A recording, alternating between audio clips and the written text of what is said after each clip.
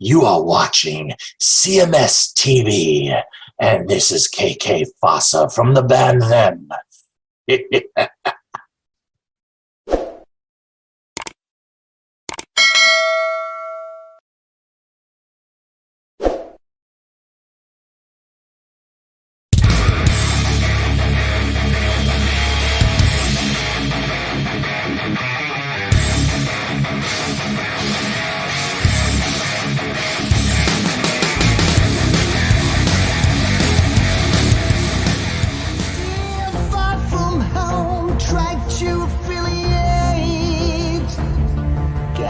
Sailing all alone, I give the best of me, but all redemption I can see is a shadow in the mist of a reverie.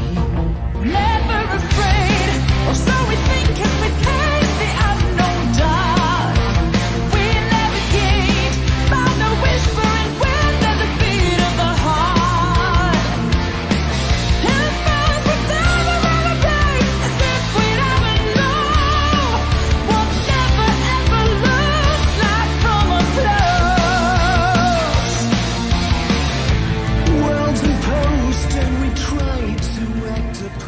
It is Chris Akin Presents, and I, of course, am Chris Akin, and today I am joined by the mastermind of concept.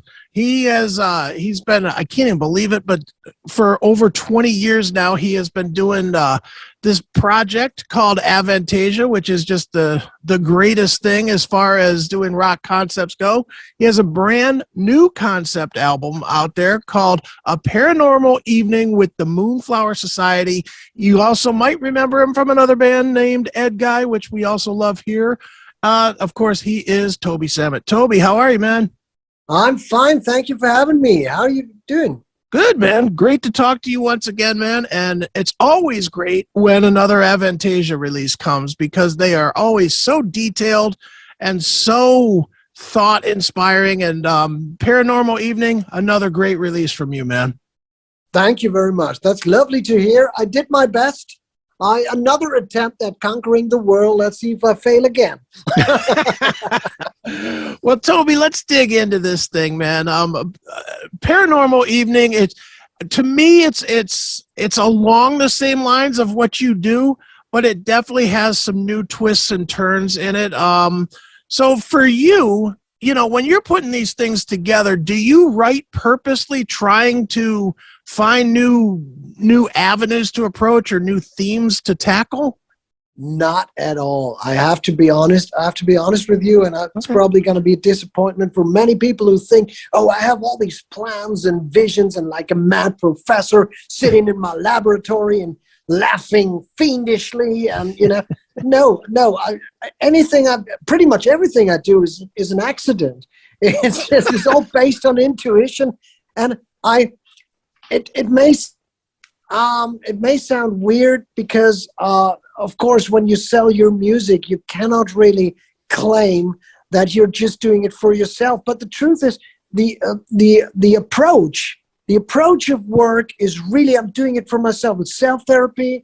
It's killing time. It's in case of the COVID lockdown stuff that was going on. Of course, when the world was hibernating, what are you going to do? You're sitting at home being locked in. I'm not a very social person anyway. I don't socialize much. But of course, you're locked in and the world is hibernating. Everything is in dire straits. The music business is torn to pieces. You're at home and everybody's abandoning plans and rescheduling stuff and canceling tours and all that stuff. So you're on your own and you're writing music for yourself. And I don't really think too much about what I'm doing. And I don't make plans. I don't really start working on an album. Okay, this time my concept is just writing songs in the key of F major. No, it's just, I'm sitting there and it comes together. And when I feel happy and when I had a good day in my studio and I came up with a great song or a great arrangement, I'm happy. It's been a perfect day. It's self-therapy, hobby, all of that. I don't know about hobby. You've got what, 9 albums and one every 2 years. It's certainly more than a hobby. Yeah, but it's hobby and job and all that, and profession and passion and calling, if you like. Sure. It's all of it in one thing. So it is a hobby, and it's weird. I know that I make a lot of people envious that this is still my hobby, but it is. It's like I feel like a 7-year-old working on a toy train, 365 days a year, and go into my basement and, okay, today we're going to put the train station over here, a little tree over there. It's like I'm modeling my own world, and I don't feel, as long as I can do this successfully, I can avoid growing up and joining the elbow world of the adults, and that's the biggest accomplishment you can achieve in your life, I think. Sure, no question. Well, Toby, when you write this stuff, because obviously these are all concept records, do you start with a song and then develop around it, or do you start with an idea and then write to the idea? For this record, even though it's a concept record, and I would rather describe it as a theme record. It's like more like a song cycle, more than a plot album, because I have done those plot albums, but I have come to the conclusion that when you're writing, when you have a plot and you follow the plot and you want to explain the plot and you want to give people an idea what the plot is, you have to be more of a service provider than an artist. You are bound to explain things, and you're wasting, I'd say, about 80% of your lyrical power and capacity to explain, as opposed to get things off your chest, let off steam, and put your own personality in there. You still have a bit of room to put your personality in there, but the plot takes up a huge part of it. And I had a plot in the back of my head for this record, and I developed it while I was already writing the first lyrics to the songs. But at some point, I said, okay, forget about the plot, and let me just write 11 individual lyrics. Let me have the plot in the back of somewhere in the very back of my head, but let me write those individual lyrics, 11 poems. And I approached the album like a visit to a magic theater run by quirky spiritual entities, characters that would drag the spectator into a different world, a bit like Alice in Wonderland. It was Alice in Toby Land, in a way. And or Toby and Toby Land, pretty much. Right. And that gave me the possibility to paint 11 beautiful landscapes and pictures, and put a lot of my personality in there, and process a lot of things that I was carrying around with me, things that I had to get off my chest. And that was a very fantastic art form. It was a very conceptual art form, and still it has that fairy tale approach in a way, but it gave me more freedom and it was very liberating to write that way. Sure, certainly. Now with this one, with Paranormal Evening, with the Moonflower Society, you did as you do most of the time. You have a ton of great guest vocalists with you, which I'm not even sure why you need, because you're a pretty good vocalist yourself. But how do these people all come in? I mean, there's a lot of vocalists, and again, I go back to questioning you calling it a hobby. It's hard to be a hobby when you have 15 guest vocalists or whatever it is. But tell me a little bit about how you go about approaching the vocalists. Do you approach them with a song in mind, or do you just say, hey, I'm putting something together, would you like to appear on it? Or how do they all come into the mix? It's a mix of all that. There's 6 singers on this record that I've worked with before that are stable members of the Avantasia family, I would say. Stable VIP members of the Moonflower Society, I would say. Eric Martin and Mr. Big, and Jeff Tate, and Michael Kiske of Halloween, and Ronnie Atkins, Jorn Landy, Bob Catley.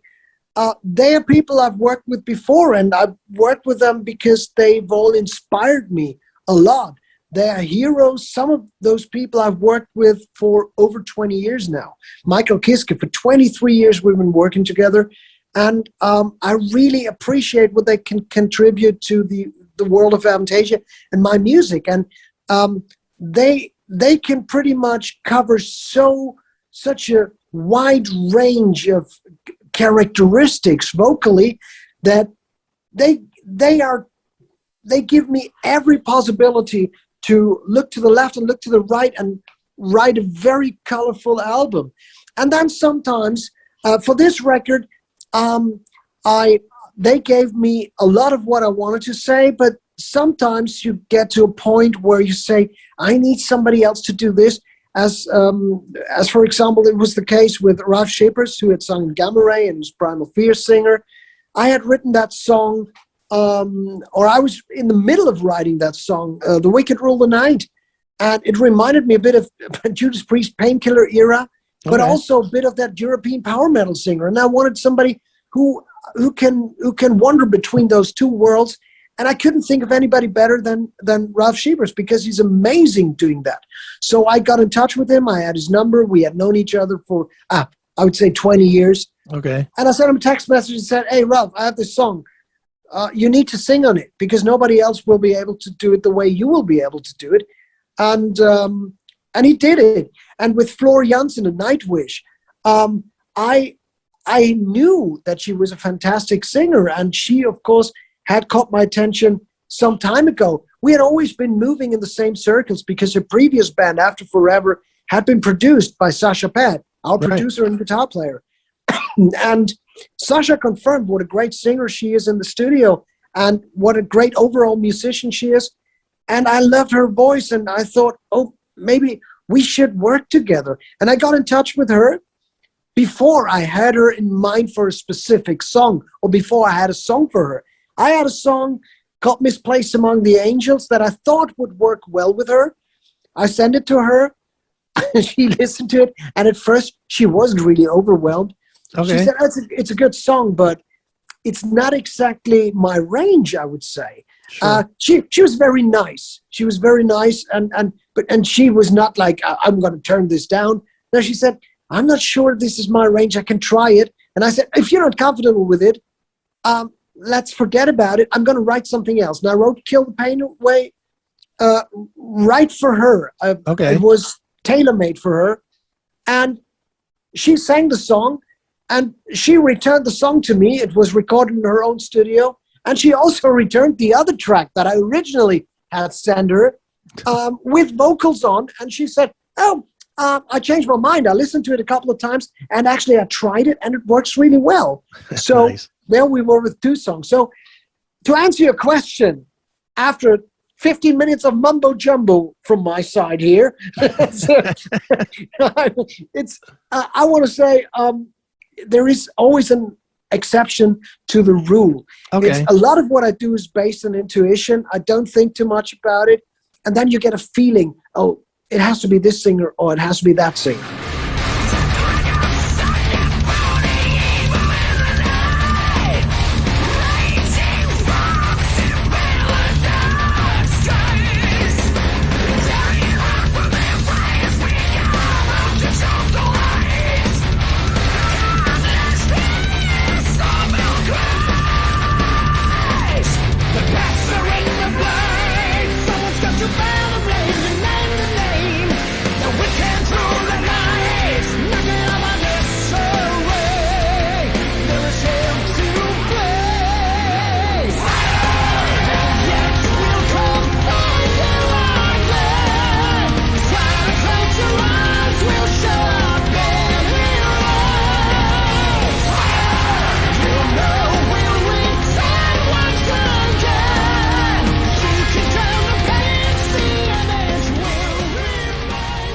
Now, Toby, when you finish a record, you put it out, obviously, and then, you know, Avantasia's obviously become a touring juggernaut. You know, it's definitely a bigger production than just, say, a regular concert. So do you when you're putting the music together, do you think about how you're going to put it together in the live setting, or does that all come completely when it's all done? It comes completely when it's all done. I don't think about the live situation before, because you can always, it would be limiting, because you would limit yourself. You can always skip a song if it doesn't work live. You can always skip that. And I don't want to have that limitation or feel that limitation that you say, oh, I won't do. I know some bands, they sit down and see what they can play as a 4-piece band to make sure they don't record something they will not be able to pull off live. I don't work like that. First of all, I got 14 people on stage with me. There's hardly anything we cannot pull off live. We got backing singers. We got a 10-fingered orchestra with Miro Rodenberg on the keyboards. He's absolutely fantastic. He's the Hans Zimmer of heavy metal. He can do anything, even without using pre-recorded stuff. Okay. He can really do it with his samplers live. We have two of the best guitar players out of this business, with Sasha Pate and Ollie Hartmann. We have a real good band, and Felix is a drummer. He can play everything, and he can play the fastest stuff. He will be able to pull it off live. He doesn't need help in the studio. He doesn't need technology in the studio. He will go in and record that stuff and go on stage and play it live. We hardly feel any limits and limitations. So I don't think about it. And if you have one song, as I said, that turns out to be a song that somehow doesn't work on stage, well, then you just don't just skip that song. It's my 9th Avantasia album. So that's 9 hours of material. We rarely play shows that are 9 hours long. So we play long shows, but we never really played a 9-hour show. Right. Definitely. Well, Toby, when you're in the middle of creating, all the focus gets in on the creation. You I know a zillion musicians, and you all kind of lock in on what you're doing, and everything becomes oblivious to you other than the creation. But for you specifically, do you have loftier goals past the creation? Like, obviously a lot of people compare you to TSO, which, I don't think that's necessarily realistic, because TSO is, a holiday themed thing. You are a different animal completely. But do you look across the pond and see, the kind of things that they do, the annual touring, global events, that kind of thing, and seeing how your project has become so big? Do you have those kind of goals, for Avantasia, long term? No, I really have a lot of respect for what they do, and obviously I know and I'm aware of what they're doing, because with Chris Caffrey and sure. and John Oliva, and it's like we know each other, and we know what the other one is doing. We have a lot of common mutual respect. So I can only take my head off to them, and it's amazing what they do, and it's amazing what they achieve, pretty much with the same thing like me, with a strange hobby, with building model trains surrounding, even my music is very Christmas-ish.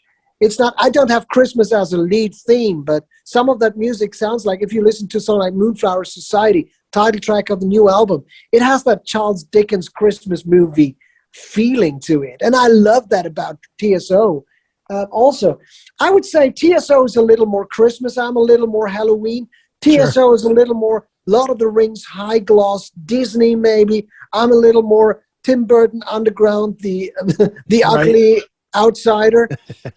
So we both have found our niche, even though admittingly their niche is a lot bigger in the US than mine is a niche. You can't call what they are doing, you can't call a niche in the US. So I don't envy them, and I don't want to copy it, and I don't want to I don't want to do what they do, but I have a lot of respect for. But there is already a TSO, and it doesn't need anything. You know, it was really funny. I have to say, a little story. Prior to the last tour, there somebody behind the stage, not behind the stage, but behind the scene, somebody from the booking agency or the business side of things, business end of things, brought in a choreographer who said, maybe we can make Avantasia a little more high gloss, a little more choreographed. Okay. And I said, okay, you know, I'm always open for suggestions, and I want to be excited myself. So I said, okay, bring him in. Let's do something. Let's see what happens. And he came in, and I think they wanted to push us a little bit in that direction. But you know, I'm the manager, and it's my brainchild. Sure. And at some point, I thought, this is not going to work. This is not our nature. Our shows are more rock and roll. TSO, it's great. It's great with all the explosives and the show and the light, and it's a choreographed show, and it's amazing the way it is. But there is already a TSO. I don't want to be like that. I want to do my own stuff, and I want to be. We are a little more rock and roll, right? And I think the magic of an Avantasia show is that the music is very conceptual and very epic, and it's a big thing, and it's really heartwarming and moving and big and epic and breathtaking. But it's an Eric Martin that runs across the stage, or Jeff Tate that is going here and there, and you never know what happens next. And if we had explosives on stage, somebody of us would end up in hospital every night. It would be somebody else different every other night, right? Because we're not predictable. We're rock and roll. That's why I said, okay, no fireworks, no choreography.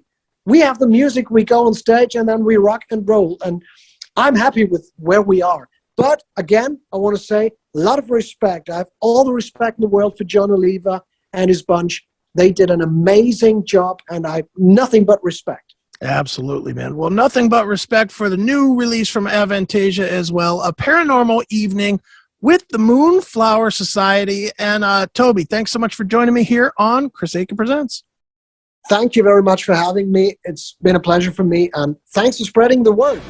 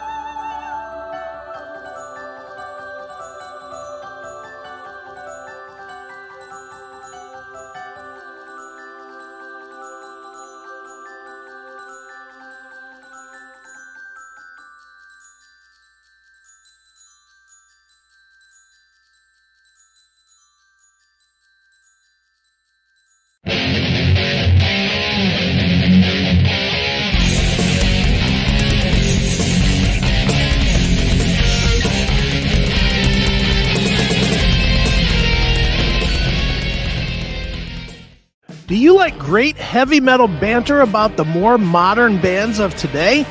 Then you need to be checking out Talk To Me. That's right, you need to be doing it. Featuring the one, the only, well, maybe not either of those two, but one of the bassists of Primer 55, Mr. Joshua Toomey, as well as yours truly. We dig deep into today's modern heavy metal world to bring you the best podcast in the goddamn game. So you should be watching. Get Talk To Me at youtube.com/notfest or wherever you get your favorite audio podcasts. New episodes come out every Thursday in audio form and on Fridays on YouTube over there at Notfest. Make sure you are tuned in. Talk To Me on notfest.com.